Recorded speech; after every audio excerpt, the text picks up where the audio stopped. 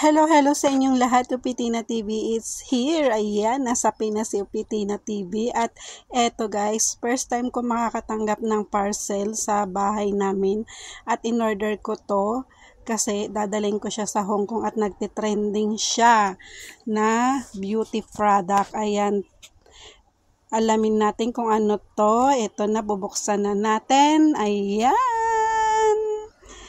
O, diba? Ang laki niya.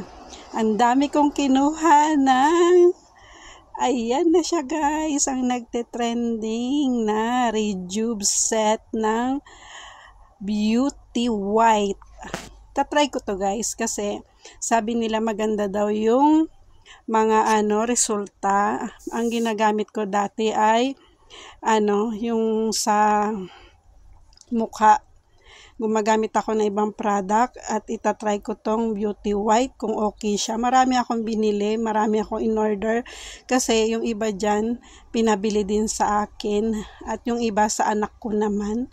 Tatry ko siya kung maganda siya sa aking mukha pagdating ko ng Hong Kong. O diba? First time kong makatanggap ng package. Ganito pala ang feeling kapag nakakatanggap ng package sa Pinas. Hindi yung lagi na lang ikaw nagpapadala. Maraming mga good review nito kaya why not na i-try naman para pagdating ng Hong Kong ay okay ang ating muka. Kasi pag umuwi ng Pilipinas ay maitim.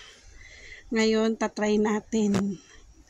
Kung okay siya, ito na ang aking gagamitin sa isang pack ng sabon kasi dalawang klase to guys.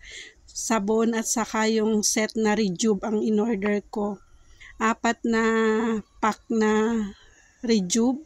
Yung Rejuve na sinasabi pag set may kasama na siyang toner, cream, sun cream, saka night cream. Tapos yung pack naman ng sabon, sa isang pack, pagkakaalam ko 5 ang laman yan.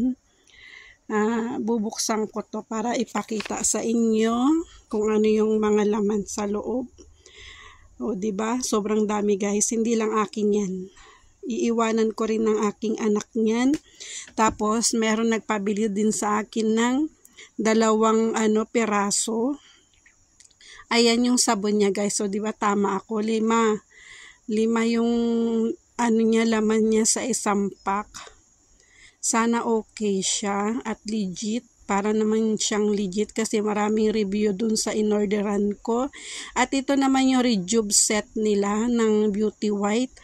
Ayan, may sabon din siyang kasama. Meron siyang cream, sun cream, Rejuve cream, at saka toner. Ayan, magkakasama na yan sa isang set. 4 na piraso ang in-order kong yan. Tapos, ilan ba yung sabon? I think, 8 na balot yata. 2, 4, 6, 8. 8 na balot ng sabon. Akin yung 4, yung 2 sa anak ko, yung 2 dun sa nagpabili. O, diba? Napakarami. Ayan siya yung Beauty White na Rejuve set. O, ganyan ang itsura niya. Kapag bubuksan nyo, ganyan. Ang nasa loob niya, yan na, set na siya.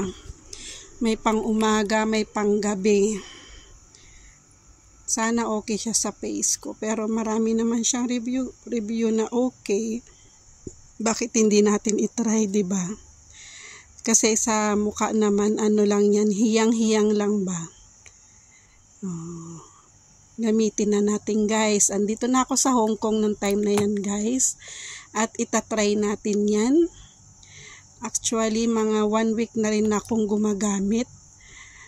Tinaray ko muna kasi bago ko siya i-video uli. Tingnan nyo yung mukha ko. Nagaano na siya.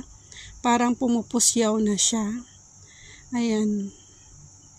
Cream yan sa gabi yung nilalagay ko. O diba? Ang masasabi ko lang, may hapdi siya. Meron din siyang parang pag pinapahid mo kasi sa gabi yung yung toner niya. Sa unang pahid, hindi. Pero pag kinabukasan, siguro na anuhan na, napahiran na. May hapdi siya konti para sa akin. Pero okay naman siya. Kaya lang, tinagyawat ako dyan guys. Lumabas yung mga tagyawat ko. Siguro yan yung niya, yung kapag nagamit mo na ng week, yan yung reaction ng mukha ko. At hopefully matanggal din yung